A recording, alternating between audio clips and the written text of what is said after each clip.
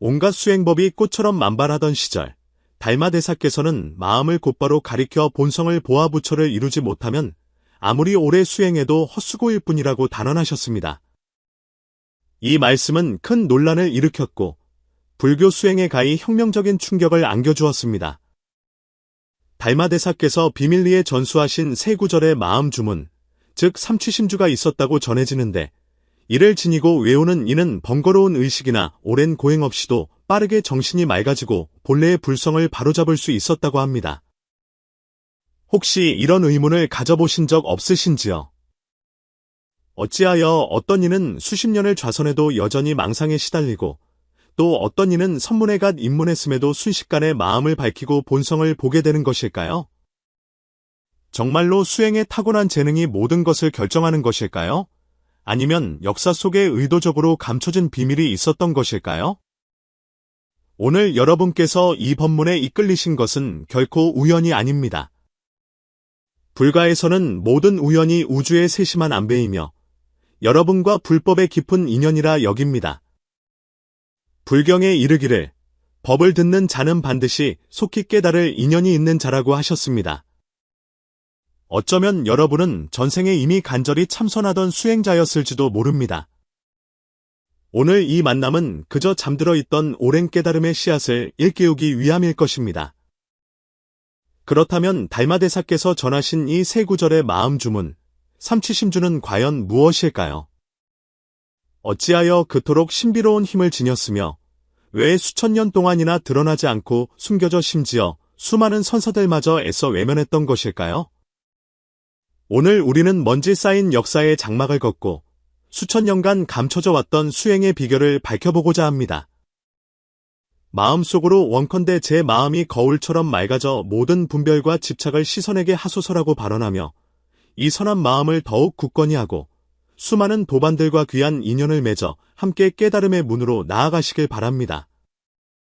이제 우리 함께 달마대사의 비밀스러운 가르침 속으로 들어가 여러분의 삶에 즉각적이고 영원한 이로움을 줄 수 있는 선의 오묘한 비밀을 찾아 떠나보겠습니다. 달마대사의 비밀스러운 신법을 진정으로 깨닫기 위해 우리는 먼저 서기 5대 6세기의 인도로 돌아가 보아야 합니다. 당시 인도에서 불법은 이미 1000년이 넘는 세월 동안 발전해왔습니다. 수많은 경전과 의식, 그리고 수행법들이 밤하늘의 별처럼 찬란하게 펼쳐져 있었지만 오히려 수행자들의 눈을 어지럽게 만들었습니다. 많은 이들이 방대한 경전의 숲에서 길을 잃거나 선정의 경계에서 나타나는 헛된 빛과 그림자에 빠져 집착하며 오히려 깨달음의 본질에서 멀어져 갔습니다. 바로 이러한 시대적 배경 속에서 보리달마라는 한 스님이 거친 바다를 건너 동쪽 땅으로 와 전혀 다른 선법을 전했습니다. 보리달마의 선법은 문자에 의존하지도 선정의 경계에 집착하지도 않았습니다. 오직 마음을 곧바로 가리켜 자신의 본성을 보아 부처를 이루는 직지인심 견성성불의 가르침이었습니다. 경전 능가경에는 선종의 근본 뜻을 드러내는 이런 구절이 있습니다. 모든 현상은 꿈과 같고 환상과 같으며 물거품이나 그림자 같고 이슬이나 번갯불과도 같으니 마땅히 이와 같이 보아야 한다.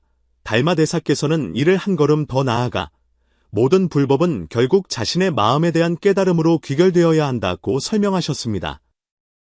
그분은 제자들에게 말씀하셨습니다. 마음을 견고한 벽과 같이 하면 도에 들어갈 수 있다. 이 말씀은 간단하면서도 깊고 심오한 이치를 담고 있습니다. 하지만 마음을 벽과 같이 한다는 것은 과연 무엇을 의미할까요? 왜 달마께서는 선정의 경계나 의식을 통하지 않고 마음을 직접 마주하라고 강조하셨을까요? 역사에는 이런 이야기가 전해집니다. 어느 인도의 고승이 설산 깊은 곳에서 폐관 수행을 하고 있었습니다. 그는 선정에 들 때마다 부처님들이 강림하시는 것을 보고 처녀들의 아름다운 노랫소리를 들었으며 산매의 불꽃이 주는 따스함까지 느꼈습니다.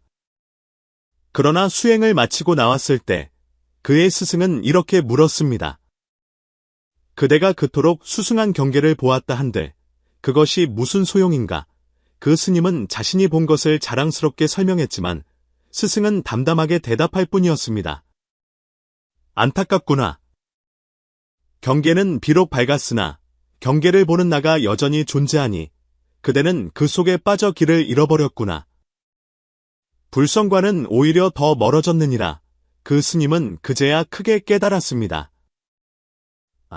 불성은 결코 그러한 특별한 경계 속에 있지 않다는 것을 말입니다. 달마대사께서 동쪽으로 오신 후 바로 이러한 깨달음에 근거하여 제자들에게 가르치셨습니다. 경계에 미혹되지 말고 선정의 체험에 집착하지 말라. 오직 자신의 내면을 곧바로 보고 불성을 직관하라. 이 선법은 훗날 벽관, 즉 면벽수행이라 불리게 되었습니다. 이 수행은 정말로 벽을 멍하니 쳐다보는 것이 아닙니다. 마음속에서 분별을 일으키지 않고 집착을 내지 않아 마치 벽처럼 견고하고 평온하여 외부의 어떤 경계에도 흔들리지 않게 되면 자연스럽게 참된 자성을 체득하게 된다는 의미입니다. 그러나 달마대사께서는 더욱 정교하고 심오한 비결을 가지고 계셨습니다. 그것이 바로 비밀리에 전수하신 세 구절의 마음 주문, 삼취심주입니다. 하지만 이 가르침은 선종의 계승 과정에서 거의 공개적으로 언급되지 않았습니다. 과연 조사께서는 왜 이토록 귀한 가르침을 숨기셨을까요? 이 세 구절의 마음 주문에는 대체 어떤 불교적 의미가 담겨 있는 것일까요? 우리가 이 문제들을 깊이 파고들 때 비로소 달마의 선법이 불교 역사에서 왜 그토록 독특하고 혁명적이었는지를 이해하게 될 것입니다. 이제 한 걸음 더 나아가 이 삼취심주의 깊은 뜻을 풀어보고 선법의 진정한 오의를 깨달아 보겠습니다. 마음을 견고한 벽과 같이 하면 도에 들어갈 수 있다. 이는 달마대사께서 숭산소림사에서 제자들에게 내리신 깊은 가르침이었습니다. 양나라 무제 시절 불법이 동쪽으로 전래된 지 수백 년이 지나 각종 수행법들이 우후죽순처럼 생겨났습니다. 천태종은 직관상수를 가르치고 화엄종은 법계의 원흉함을 논하는 등 각 종파가 자신의 수행체계를 널리 알리고 있었습니다. 그러나 달마대사께서는 전혀 다른 선법, 즉 마음을 곧바로 가리켜 본성을 보아 부처를 이루는 길을 가져오셨습니다. 달마께서는 진정으로 정신이 맑아지고 불성을 바로잡는 수행자들은 결코 복잡한 의식에 얽매이거나 심오한 이론에 집착하지 않는다는 것을 발견하셨습니다. 오히려 경전을 연구하고 선정의 경계를 자랑하기 좋아하는 사람일수록 진정한 깨달음에서 더욱 멀리 떨어져 있었습니다. 이 배후에는 수행자 9 중 9은 깨닫지 못하는 선의 비밀이 숨겨져 있었습니다. 역대 조사들께서 이에 대해 비밀로 하신 까닭은 이 세 구절의 마음 주문이 너무나 오묘하여 배우는 이들이 쉽게 오해할 수 있었기 때문입니다. 안개가 10개 낀 어느 맑은 새벽이었습니다. 달마대사께서는 소림사 뒷산의 석굴에서 면벽 정진하고 계셨습니다. 동굴 밖으로는 소나무 숲에 이는 바람소리가 선의를 더하고 있었습니다. 그분의 명성을 듣고 찾아온 몇몇 구도자들이 동굴 입구에 둘러앉아 있었는데 그 중에는 훗날 달마의 문화에서 중요한 제자가 된 지엄이라는 젊은 스님도 있었습니다. 스승님, 제게 한 가지 풀리지 않는 의문이 있습니다. 지엄이 공손히 아뢰었습니다. 오랫동안 좌선해온 노수행자들은 여전히 망상에 시달리는 경우가 많은데 오히려 처음 배우는 이들 중 일부는 정신이 맑아지는 것을 봅니다. 이는 어찌 된 일입니까? 달마께서 천천히 몸을 돌려 물으셨습니다. 그대는 어떤 좌선이 효과가 있다고 생각하는가? 지엄은 망설임 없이 대답했습니다. 당연히 선정에 들어 망념을 다스리고 다양한 선정의 경계를 체험하는 좌선입니다. 그렇다면 수행자는 좌선의 공력을 어떻게 활용해야 한다고 보는가? 달마께서 이어서 물으셨습니다. 마땅히 부지런히 정진하여 더 깊은 선정의 경지를 추구하고 자신의 수행 경계를 끊임없이 높여야 합니다. 지엄은 당연하다는 듯이 말했습니다. 옆에 있던 도신이라는 학자도 고개를 끄덕이며 동의했습니다. 과연 그렇습니다. 좌선을 하면서도 발전을 구하지 않는다면 어찌 시간을 낭비하는 것이 아니겠습니까? 달마께서는 가볍게 고개를 저으셨습니다. 그대들의 생각이 바로 대부분 수행자들이 겪는 공통된 병폐이니라. 사람들은 서로를 쳐다보며 달마께서 왜 그렇게 말씀하시는지 이해하지 못했습니다. 그때 동굴 밖으로 한 행각승이 걸어 들어왔습니다. 그의 이름은 승찬으로 여러 사찰을 다니며 배우고 있었습니다. 그는 방금의 대화를 듣고 앞으로 나아왔습니다. 스승님의 말씀이 지극히 옳습니다. 승찬이 예를 올리고 말했습니다. 제가 여러 해를 떠돌며 보니 정신이 산란하여 오히려 그 산란함에 속는 이들을 너무나 많이 보았습니다. 선정의 경계에 집착하는 자들이야말로 가장 먼저 바른 길에서 벗어나는 이들입니다. 지엄이 호기심에 물었습니다. 승찬 스님, 예를 들어주실 수 있겠습니까? 승찬은 잠시 생각하더니 말했습니다. 어느 절의 수자 스님을 예로 들 수 있겠지요? 그분은 좌선 공부가 뛰어나 깊은 선정에 들 수 있었고 온갖 광명의 경계도 볼 수 있었습니다. 하지만 그는 그러한 경계에 지나치게 집착한 나머지 오히려 교만한 마음이 생겨 결국 마도에 떨어지고 말았습니다. 도시는 그 말을 듣고 깊은 생각에 잠겼습니다. 그렇다면 수행자는 어떻게 이러한 잘못을 피할 수 있겠습니까? 달마께서 일어나 동굴 입구로 걸어가 멀리 보이는 산과 구름 바다를 바라보시며 말씀하셨습니다.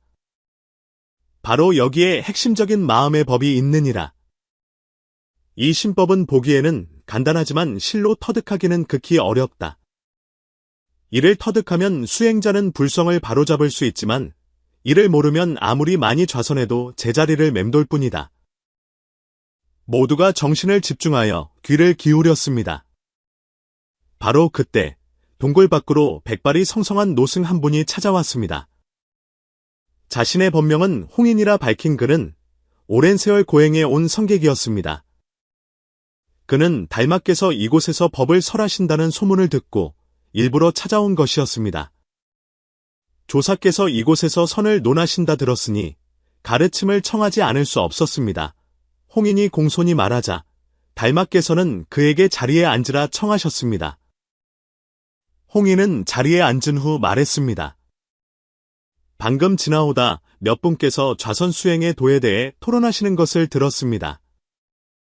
논합에게도 얕은 견해가 있사온데 말씀드려도 되겠습니까? 부디 가르침을 주십시오. 지엄이 간절히 청했습니다. 홍인은 천천히 입을 열었습니다. 논합도 젊었을 때는 선정의 경계에 집착하는 사람이었소. 늘 자신이 정신이 맑고 경지가 높다고 생각했지.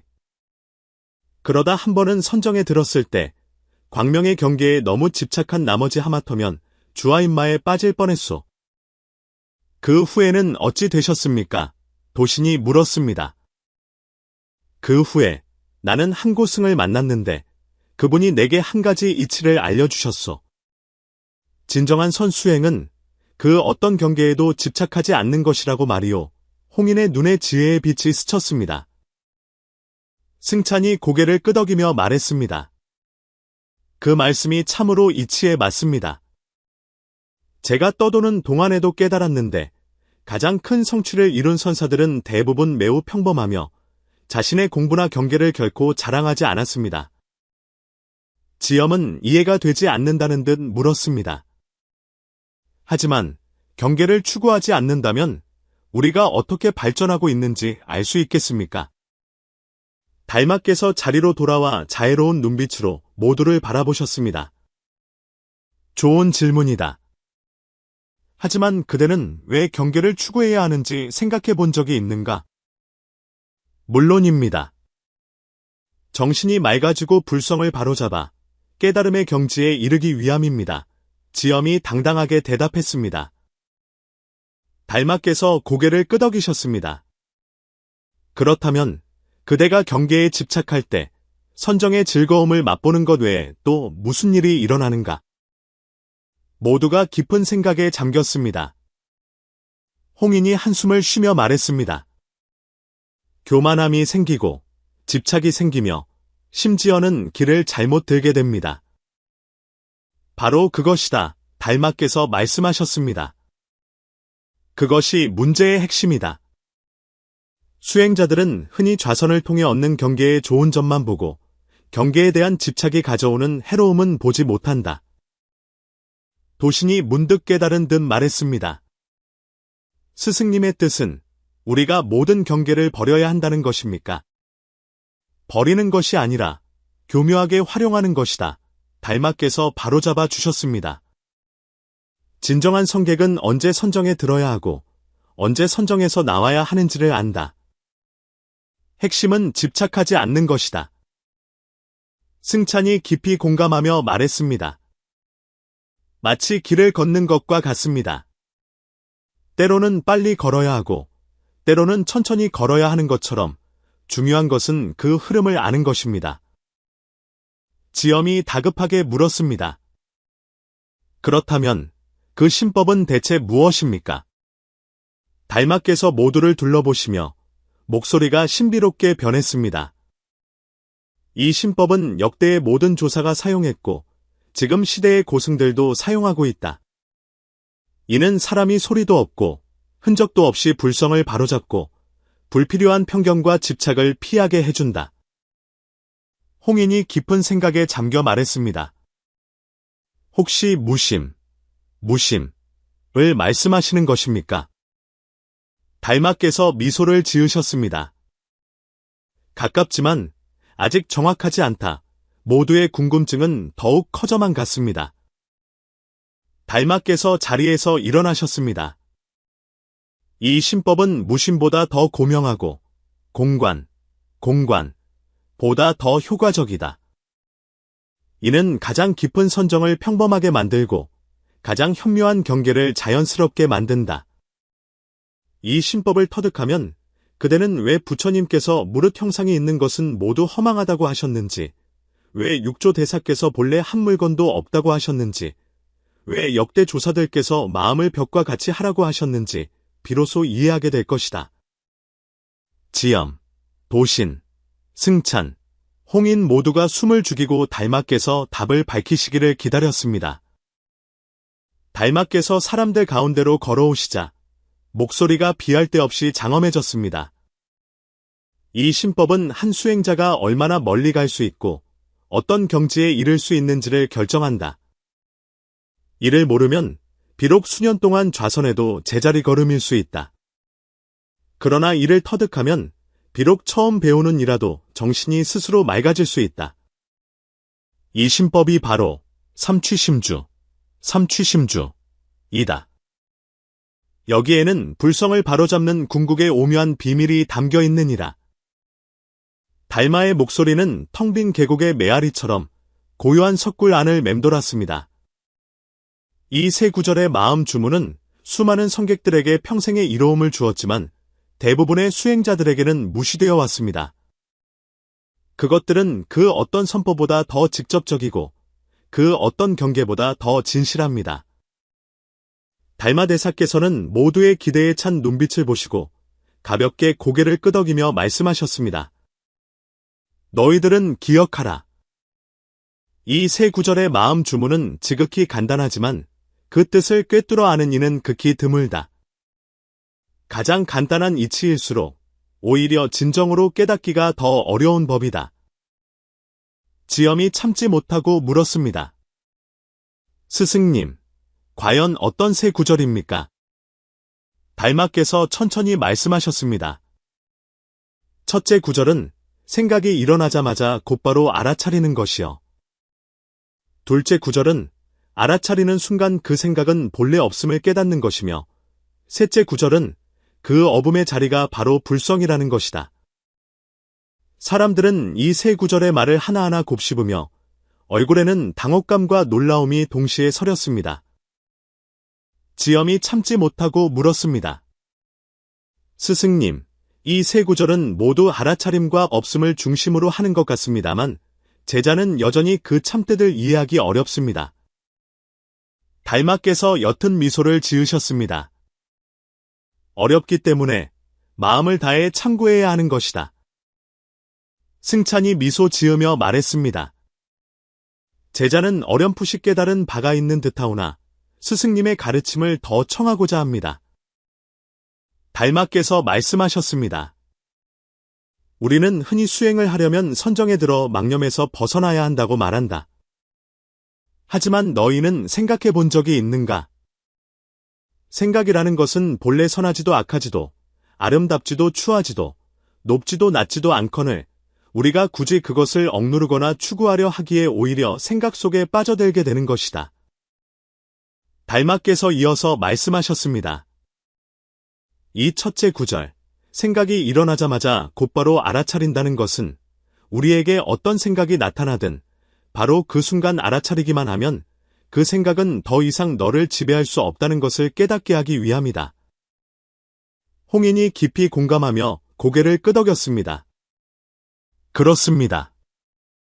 생각이 일어날 때 우리는 습관적으로 그것과 맞서 싸우려 합니다. 싸우면 싸울수록 더욱 얽히고 설키게 되지요. 즉시 알아차릴 수 있다는 것, 그것이 바로 생각에서 벗어나는 첫걸음입니다. 도신이 말을 이었습니다. 하지만 스승님, 단지 생각을 알아차리기만 한다고 해서 그 생각이 어찌 사라지겠습니까? 달마께서 미소로 답하셨습니다. 그것이 바로 둘째 구절의 묘미, 알아차리는 순간 그 생각은 본래 없다는 것이다. 내가 진정으로 생각의 실체를 꿰뚫어 볼 때 생각 그 자체는 본래 존재하지 않는다는 것을 알게 된다. 그것은 단지 한순간 환영처럼 일어난 것일 뿐 내가 그저 맑고 분명하게 그것을 바라보기만 하면 저절로 사라져 흔적도 없게 된다. 승찬이 고개를 끄덕이며 말했습니다. 제자도 예전에 시도해 본 적이 있습니다. 생각에 저항하지도 생각을 따라가지도 않으니 생각은 금세 사라지고 마음은 자연히 고요해졌습니다. 지엄이 깊은 생각에 잠겨 말했습니다. 그렇다면 셋째 구절, 그 어둠의 자리가 바로 불성이다라는 말씀의 뜻은 우리가 이처럼 생각을 관찰하는 과정을 통해 결국 만법이 본래 자성이 없음을 깨닫고 이러한 본래 어둠의 상태가 바로 불성의 본체라는 의미입니까?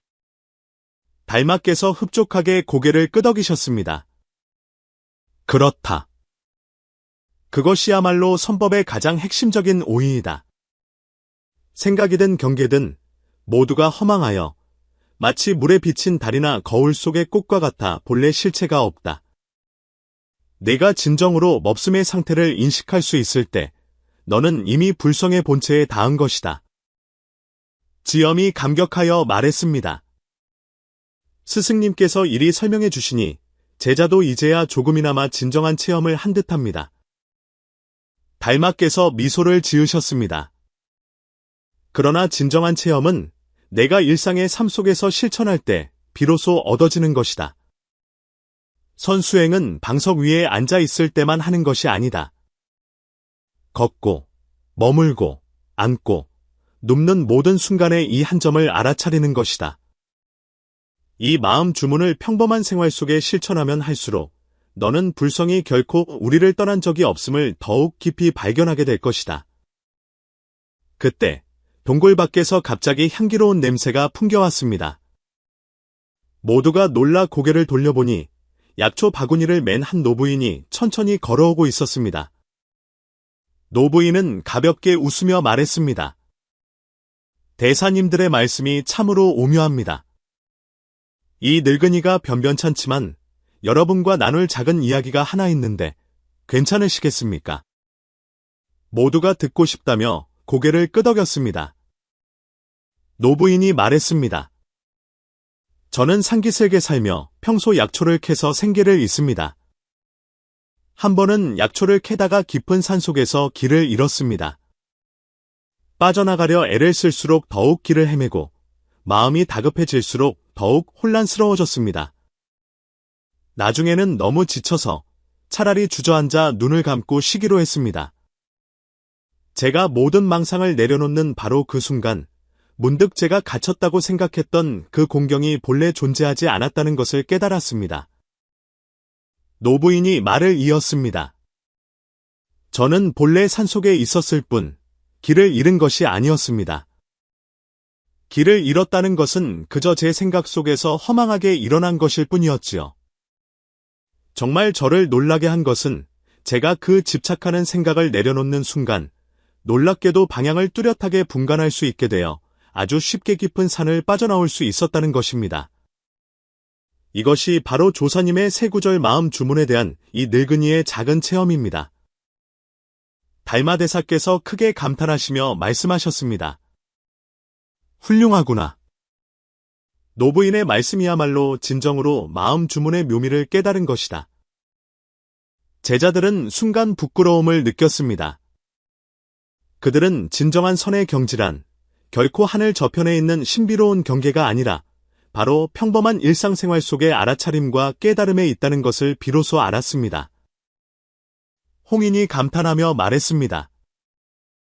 노부인의 이 말씀은 실로 머리에 찬물을 끼얹는 듯한 깨우침을 줍니다. 수행의 가장 높은 경지는 일상의 가장 평범한 곳에서 불성을 알아차리는 것이군요. 달마께서 자애롭게 고개를 끄덕이셨습니다.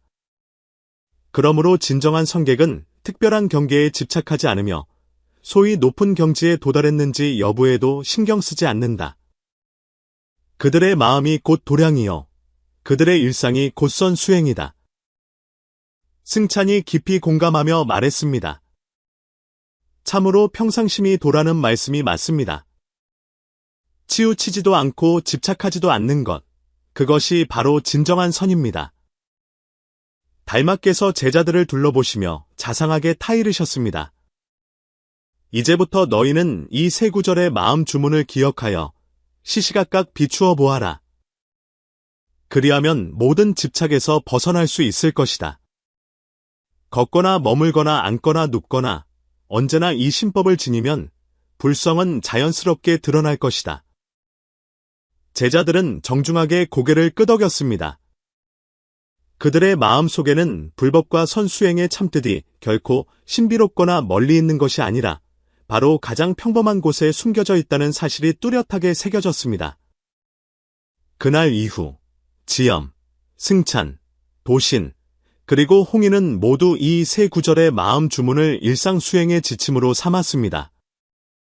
그들은 좌선을 하거나 걷거나 밥을 먹거나 심지어 다른 사람과 대화할 때조차도 마음속에서 일어나는 생각을 알아차리고 가장 자연스럽고 평범한 방식으로 그것을 관찰했습니다. 얼마 지나지 않아 이 몇몇 제자들은 모두 선수행에서 큰 돌파구를 마련했습니다. 그들은 현묘한 경계에 대한 집착에 빠지지도 않았고 선정의 허황된 체험에 취하지도 않았습니다. 오히려 가장 평범한 알아차림 속에서 한 걸음 한 걸음 불성을 바로잡아 훗날 선종 역사의 길이 남을 조사가 되었습니다. 달마대사께서 남기신 이 세 구절의 마음 주문 또한 이때부터 비밀리에 전승되어 선종의 정수가 되었습니다. 이로부터 수행자가 만약 마음을 다해 생각이 일어나자마자 곧바로 알아차리고 알아차리는 순간 그 생각은 본래 없으며 그 어둠의 자리가 바로 불성임을 체득한다면 온갖 미혹 속에서 활짝 깨어나 자성의 청명함을 증득하게 될 것입니다. 달마대사의 동굴을 감싸던 맑은 새벽 안개가 서서히 걷히고 햇살이 쏟아져 내렸습니다. 그것은 마치 세대를 이어가는 성객들이 가장 평범하고 가장 진실한 방식으로 불성을 바로잡는 위대한 길을 걷고 있음을 상징하는 듯했습니다. 앞선 내용에서 우리는 달마대사께서 비밀리에 전하신 세 구절의 마음 주문을 언급했습니다. 그것은 각각 첫째, 생각이 일어나자마자 곧바로 알아차리는 것. 둘째, 알아차리는 순간 그 생각은 본래 없음을 깨닫는 것. 그리고 셋째, 그 어둠의 자리가 바로 불성이라는 것입니다. 겨우 12글자에 불과한 이 간단한 말들은 평범해 보이지만 그 안에는 선종의 가장 깊은 지혜가 담겨 있습니다. 이제 한 구절씩 깊이 파고들어 그 속에 숨겨진 오묘한 이치를 층층이 벗겨보도록 하겠습니다. 먼저 첫 번째 구절, 생각이 일어나자마자 곧바로 알아차린다입니다. 많은 분들이 선수행이나 명상을 할 때 겪는 가장 큰 어려움이 무엇일까요? 바로 끊임없이 솟아나는 망상입니다. 망상은 바다의 파도처럼 한 파도가 가라앉기도 전에 다음 파도가 밀려와 사람을 초조하고 불안하게 만들어 수행의 진전을 어렵게 합니다. 심지어 어떤 이들은 생각을 억누르려 할수록 오히려 생각이 더욱 거세져 결국 내면의 갈등과 불안으로 변해버립니다. 왜 그럴까요?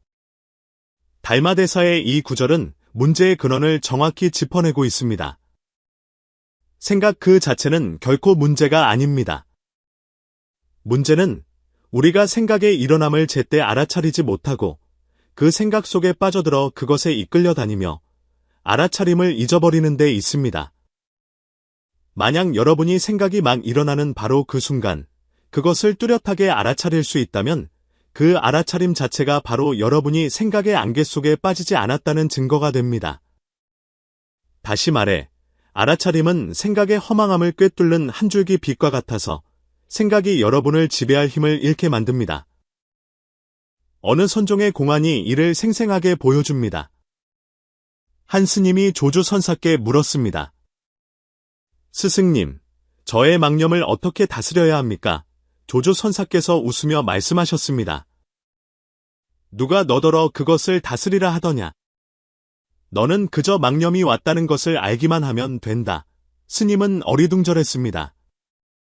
하지만 망념이 끊임없이 일어나는데 어찌합니까? 조주선사께서 담담하게 대답하셨습니다.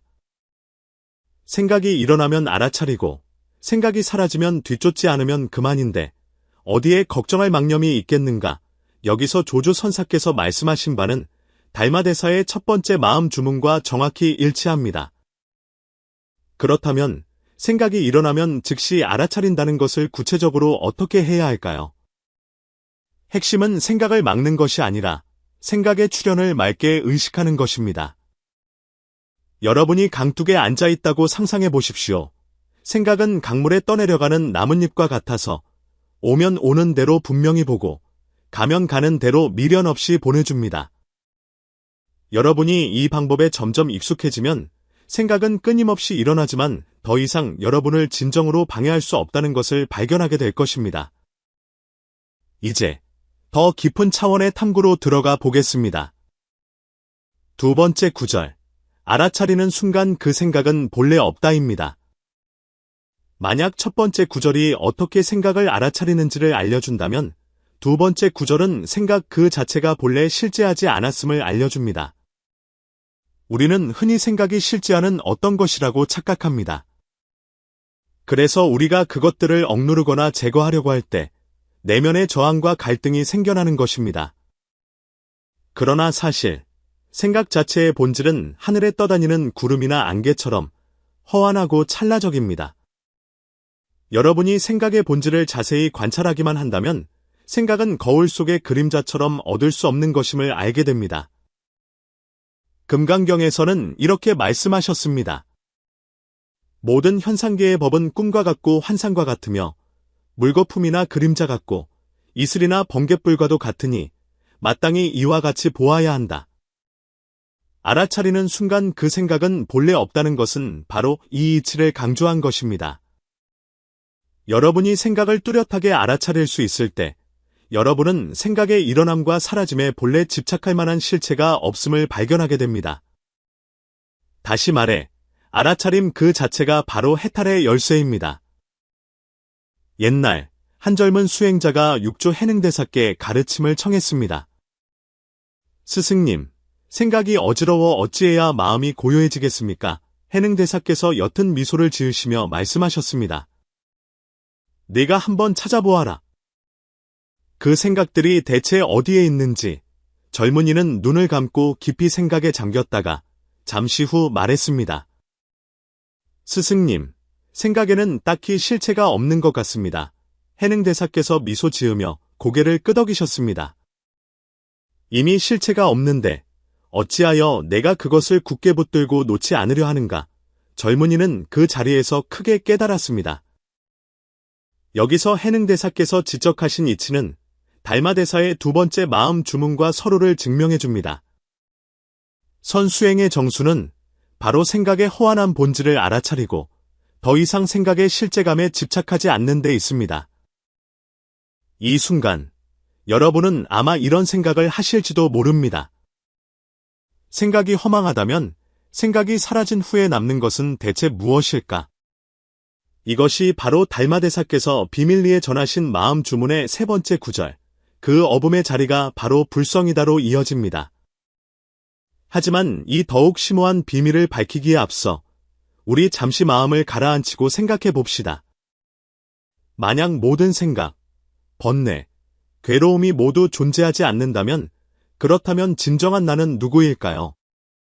이 질문을 가슴에 품고 다음 장의 탐구로 들어가 더 깊은 지혜 속에서 여러분 자신만의 답을 찾아보시길 바랍니다. 우리가 생각이 일어나자마자 곧바로 알아차리고 알아차리는 순간 그 생각은 본래 없다는 앞선 두 구절의 참뜻을 분명히 알게 된 후 우리는 마침내 가장 핵심적인 마지막 구절, 그 어둠의 자리가 바로 불성이다에 도달했습니다. 불교에서 말하는 넙씀, 무, 은, 결코 단순한 허무가 아니며 현실에 대한 도피는 더더욱 아닙니다. 그것은 궁극적이고 원만한 지혜를 의미합니다. 반야심경에서는 색이 곧 공이요, 공이 곧 색이다라고 말씀하셨습니다.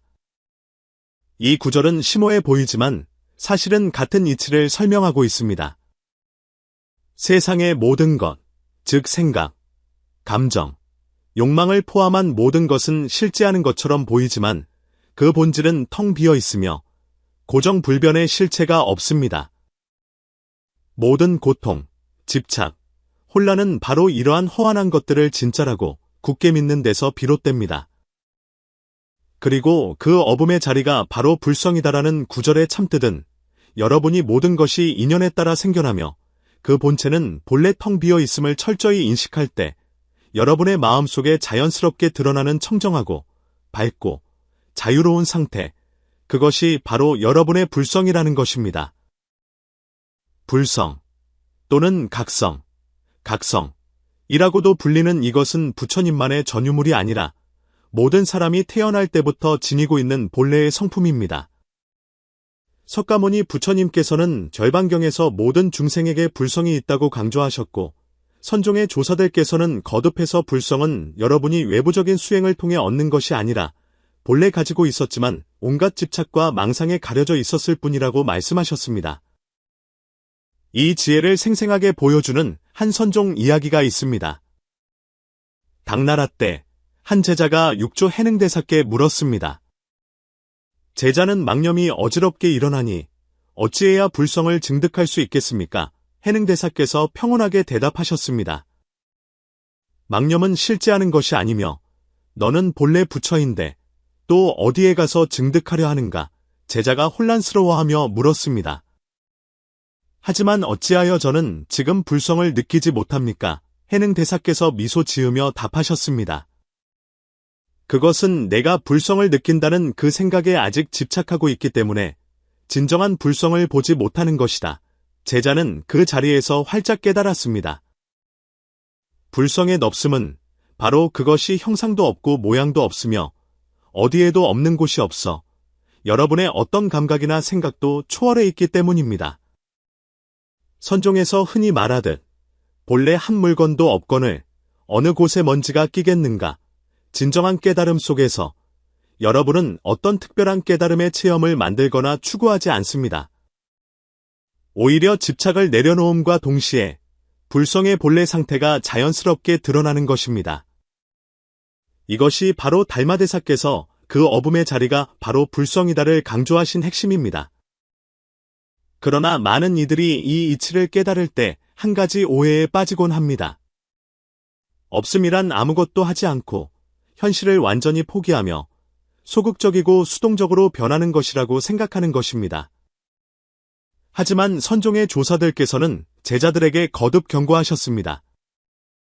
없음은 소극적인 것이 아니라 모든 경계, 생각, 느낌에 더 이상 집착하지 않음으로써 진정한 자유를 얻는 것입니다. 달마대사께서 당시에 소림사에서 9년간 면벽하신 것은 어떤 특별한 선정의 경지를 얻기 위함이 아니었습니다. 그것은 내면의 집착을 제거하여 마음의 가장 순수하고 본래적인 상태로 돌아가기 위함이었습니다. 육조단경에서도 지적하셨습니다. 선을 생각하지도 말고 악을 생각하지도 말라. 바로 이럴 때 어떤 것이 너의 본래 면목인가? 진정한 불성은 선과 악, 아름다움과 추함, 옳고 그름의 분별망상에 얽매이지 않는 데 있습니다. 그것은 마치 깨끗하고 밝은 거울과 같아서 만물을 비출 수는 있지만 그 어떤 것에도 물들지 않습니다. 일단 여러분이 진정으로 그 어둠의 자리가 바로 불성임을 체득하면 여러분의 내면이 맑고 자유로워졌음을 발견하게 될 것입니다. 번뇌와 두려움은 마치 어젯밤의 꿈처럼 흔적도 없이 사라집니다. 여러분은 더 이상 괴롭게 행복을 추구하지도 않고 고통에 집착하지도 않을 것입니다. 왜냐하면 모든 느낌과 경계는 그저 지나가는 구름과 같다는 것을 알기 때문입니다. 여러분의 마음은 이미 끝없는 자유의 공간이 되었습니다. 일찍이 한 제자가 선사께 물었습니다. 불성을 증득한 후에는 삶에 어떤 변화가 있습니까? 선사께서 웃으며 대답하셨습니다. 뗄나무를 팰 때는 뗄나무를 패고 물을 기를 때는 물을 깃는다. 제자가 의아해하며 물었습니다. 그것이 예전과 무엇이 다릅니까? 선사께서 미소 지으며 말씀하셨습니다. 예전에는 내가 뗄나무를 팰 때 물 기를 것을 생각했고 물을 기를 때 밥 먹을 것을 생각했으니 너의 마음은 늘 다른 곳에 있었다. 이제는 뗄나무를 팰 때는 그저 뗄나무를 팰 뿐이고 물을 기를 때는 그저 물을 기를 뿐이다. 마음이 더 이상 방황하지 않으니 자연이 자유롭지 않겠는가? 여기서 선사께서 제자에게 알려주고자 하신 이치는 바로 불성의 자유로움과 지금 이 순간에 온전히 존재하는 것입니다. 여러분이 그 어둠의 자리가 바로 불성임을 깨달을 때 여러분은 현실을 도피하는 것이 아니라 매 순간을 온전히 살아가게 되며 알아차림 속에서 살아가게 됩니다. 이 순간 어쩌면 여러분은 어렴풋한 깨달음을 얻기 시작했을지도 모릅니다. 소위 선수행이란 현실을 멀리하는 고행도 아니며 특별한 경계를 좇는 유의도 아닙니다. 선수행의 진정한 의미는 바로 여러분의 내면의 집착을 제거하여 여러분이 지금 이 순간 바로 이곳에서 철저히 깨어나 끝없는 자유를 체험하도록 돕는 데 있습니다. 이제 우리는 마침내 달마대사께서 비밀리에 전하신 세 구절의 마음 주문, 생각이 일어나자마자 곧바로 알아차리고 알아차리는 순간 그 생각은 본래 없으며 그 어둠의 자리가 바로 불성이다라는 것을 분명히 알게 되었습니다. 이제 이 오래된 지혜를 여러분의 현실 생활 속에서 어떻게 활용하여 여러분의 내면을 진정으로 변화시킬 수 있을지 탐구해 보겠습니다. 실제적인 적용에 들어가기 전에 잠시 마음을 가라앉히고 스스로에게 물어보십시오. 여러분은 모든 경계와 집착에 대한 추구를 내려놓고 진정으로 불성이 드러나는 것을 맞이할 준비가 되셨습니까? 어쩌면 여러분은 이 지혜를 어떻게 일상생활에 녹여낼 수 있을지 궁금하실 것입니다. 먼저, 우리는 알아차림이 단지 좌선이나 명상할 때만 유효한 것이 아니라 여러분의 하루하루 모든 행동에 스며들어야 한다는 것을 인식해야 합니다. 예를 들어, 여러분이 일할 때 스트레스와 불안을 느낀다면 그 감정들에서 서둘러 벗어나려 하지 마십시오. 대신 평온하게 이 생각들을 알아차리고 스스로에게 물어보십시오. 지금 이 순간 나는 무엇을 생각하고 있는가? 여러분이 이렇게 물을 때 생각은 알아차림의 빛에 비춰지고 그 힘은 약해지기 시작합니다. 시간이 지나면서 여러분의 마음 상태는 점점 더 평온해지고 더욱 뚜렷해질 것입니다. 둘째, 여러분이 다른 사람과 갈등을 겪거나 오해를 받거나 비판을 받을 때 여러분의 첫 반응은 아마도 방어나 반격일 것입니다. 바로 이때 여러분이 만약 달마대사의 마음 주문을 떠올리고 제때 자신의 마음속에 일어나는 감정을 알아차릴 수 있다면 여러분은 신속하게 감정의 지배에서 벗어나 더욱 맑고 이성적인 상태로 들어갈 수 있습니다. 선종의 대가 스즈키 준류선사는 이렇게 말했습니다. 진정한 수행이란 당신이 분노, 두려움, 불안을 느끼는 바로 그 순간에도 여전히 알아차림을 유지할 수 있는 것이다. 세 번째 실제적인 활용법은 자신을 억지로 어떤 특별한 수행 상태에 도달하게 하려고 애쓰지 않는 것입니다. 대신 매 순간을 있는 그대로 받아들이십시오. 그것이 평온하든 번잡하든 여러분은 그저 그것을 뚜렷하게 알아차리고 집착하지도 않고 저항하지도 않으면 됩니다. 그것만으로도 이미 수행하고 있는 것입니다. 수행 시 가장 큰 오해는 바로 수행 그 자체에 집착하는 것입니다. 마지막으로 기억하십시오. 진정한 깨달음은 멀리 떨어진 사찰에 있지도 않고 미래의 어느 순간에 있지도 않습니다. 그것은 바로 지금 이 순간, 여러분이 자신의 내면을 알아차리는 바로 그 찰나에 있습니다. 여러분이 이와 같이 실천해 나갈 때 여러분의 삶이 점차 여유롭고 자유로워지며 내면의 지혜와 힘 또한 자연스럽게 드러날 것임을 발견하게 될 것입니다. 어느 선종의 대가께서 말씀하셨습니다. 큰 돈은 지극히 간단하지만 사람의 마음이 스스로를 미혹하게 만든다. 달마대사께서 이 세 구절의 마음 주문을 남기신 것은 여러분을 깊은 산속의 고행자로 만들려 하신 것이 아닙니다. 그것은 여러분이 모든 평범한 순간에 자신의 본래 면목을 뚜렷하게 알아차릴 수 있기를 바라셨기 때문입니다. 원컨대 우리 모두가 마음을 밝히고 본성을 보아 삶을 알아차리고 지금 이 순간 자유롭기를 기원합니다.